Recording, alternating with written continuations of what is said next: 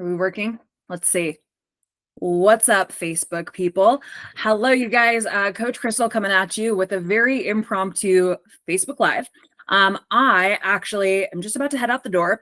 Went out this morning, got in a training run, and I'm gonna head to the pool this morning for a couple of hours before I come back home to do some work. If you are watching this live, like it, whatever. It is only like 8:30 in the morning where I'm at.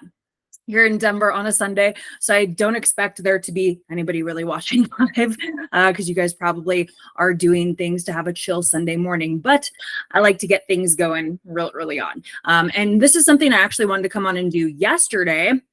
And I just, I didn't make time for it. It wasn't a priority by any means. But because I figured I have a few minutes while my husband is eating breakfast before we head out the door, I wanted to hop on here and talk about the month of June, how it really does feel like an awesome fresh start feeling every time we see the first of a new month, right? So obviously today is June 2nd. Yesterday was June 1st, but I actually had sent out a message to the ladies on my team on Friday to have them think about like forecasting what June looks like. Because here's what I see so many times from people. It is that they are not putting in the effort that matches their expectations. Okay. If we have a certain expectation that we have, let's say that expectation is, hey, I want to lose weight. And if you're in a weight loss phase, whatever, we know that that's not going to happen overnight. We know it's going to happen over compounding days where we're consistently doing the things we need to do to move us forward in weight loss. So what are things that we need to do in order to facilitate weight loss? Well, we need to create a calorie deficit. So how do you create a calorie deficit? Well, you bring down the amount of calories that you're putting in your body. And oftentimes you're also increasing the amount of calories that you're exerting or burning through activity. This doesn't have to be looking like doing cardio, doing all the things, jumping around. It's a whole other topic for another day. But again, to create an energy deficit so that we lose weight, we need to be eating less than we are moving, right? We need to be burning more calories than we are putting into our bodies. So if you, for instance, are somebody who you have a weight loss goal, okay, cool, love it. I'm actually in the middle of a weight loss goal as well.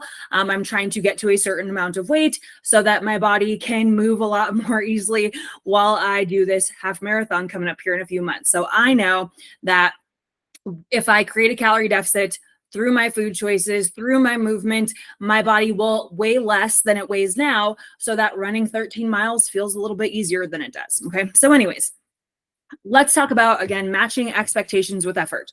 So if we are going to expect, like for myself, if I expect to lose weight throughout the month of June, I know I need to be dialed in and hitting the things that cause a calorie deficit at least a very minimum of 80% of the time. Okay. Even better would be hitting those protocols 90% of the time. So if we break that down, what does that actually look like? Well, 80% of 30 days is 24 days. So that means 24 days out of 30 days in the month of June, I need to be doing the things that I need to do to move forward. So eating in a manner that creates calorie deficit, moving in a manner that creates calorie deficit, supporting recovery so that that calorie deficit is easier.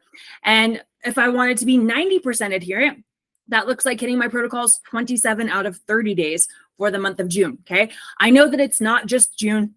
I'm not just trying to lose weight over a month. If I were just like, oh, I'm going to lose 10 pounds in 30 days, guess what? That would be really, really stressful on my body. It'd be very hard to achieve. And even if I did achieve it, it would very easily likely come back on.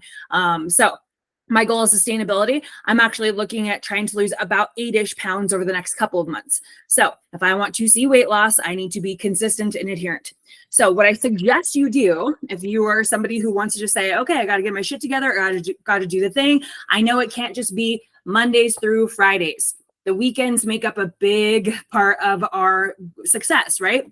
If we factor it out to being about Friday night through Sunday night, that's literally about 35% of your week. More than a third of your week is constituted Friday through Sunday. Yet so many people I see sort of just taking the weekend off, or the weekend just doesn't look like something that produces success. So if we're doing that, guess what? If we're doing that every single weekend for 4 weeks or whatever, that means we're 65-ish% adherent to our targets. And I don't know about you guys, but back when I was in school, 65% is like a D or an F. So can we be putting in a D or F effort and expect A or B results. No, we cannot. Okay. Just like if you only show up to work, let's say that you have a job where you work for hourly wages and you work 40 hours a week. If you only show up 65% of the time, are they likely going to pay you for 80 or 90 or 100% of those 40 hours for the week? My guess is no. If you do have a job like that, let me know, because I would love to have a job where they pay me to not do the work, to only half-ass it and do about 65% of the work. Would be amazing to still get paid 100%. So here's what I suggest you do, because we know we can't sort of take 2.5 days off every week so that we don't have crappy results. I suggest you get a calendar, literally get out a June calendar. If you have a really cute French bulldog one like I do, you can use this, okay? And literally, you're going to mark off the days that you are consistent and adherent with the things that you're supposed to do.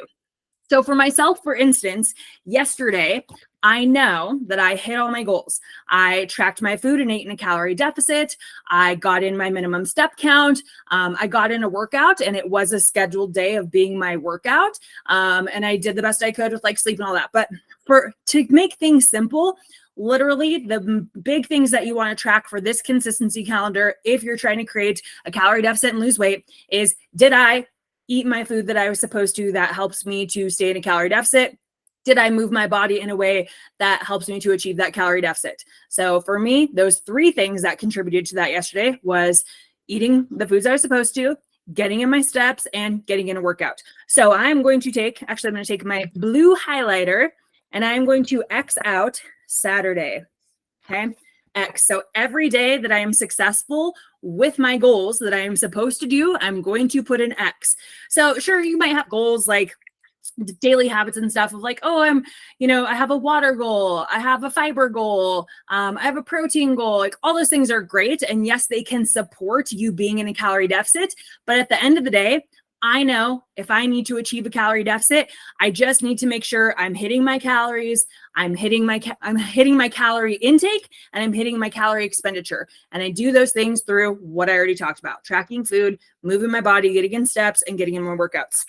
So today, if I, again, end up hitting my goals, today I don't have a workout, but that doesn't mean that I can't X out today, because a workout is not a part of the plan. My days that I am scheduled to work out are Tuesdays, Thursdays, and Saturdays. And let's say I have to shift things around. Okay, cool. Like let's say I work out on Wednesday instead of Tuesday. Fine. As long as I'm hitting my 3 workouts a week, and as long as I'm hitting my steps each day, and as long as I'm tracking my food, it still counts as an X. So for instance, today is a rest day. I still get to put an X through it as long as I hit my step goal and I hit my calorie intake goal, the food that I'm eating. Let's also say, already, like, hey, there's going to be days where I'm traveling or whatever, I've got this special event, and I know I'm probably not going to eat in a calorie deficit that day. Then plan for those things, right?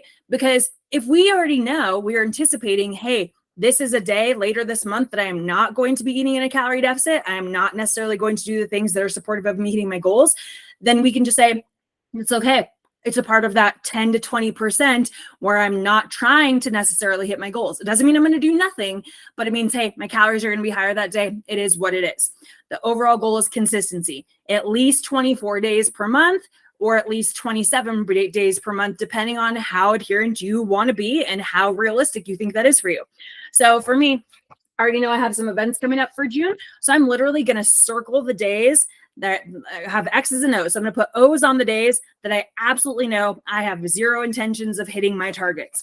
So I will be doing something on Friday the 21st.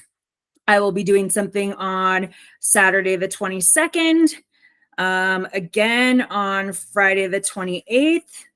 Okay. So I already know those 3 days for the month of June, I'm not hitting my calorie goal. I'm not, because I know I'm going to go out to eat. I already know what plans are on the social calendar for those events.